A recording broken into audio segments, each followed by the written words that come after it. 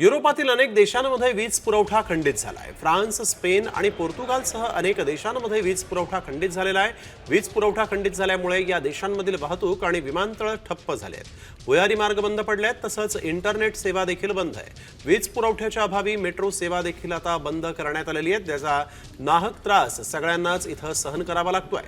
युरोपातील अनेक देशांमध्ये वीज पुरवठा खंडित झाल्यामुळे खळबळ माजलेली आहे। वीज पुरवठा खंडित झाल्याचा परिणाम मात्र मेट्रो तसंच विमानसेवेवर देखील पडल्याचं पाहायला मिळत आहे। लोकल तसंच ट्रेन सेवा देखील इथं ठप्प झालेली आहे।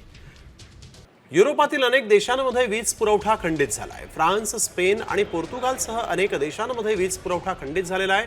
वीज पुरवठा खंडित झाल्यामुळे या देशांमधील वाहतूक आणि विमानतळ ठप्प झाले आहेत। भुयारी मार्ग बंद पडले आहेत, तसंच इंटरनेट सेवा देखील बंद आहे।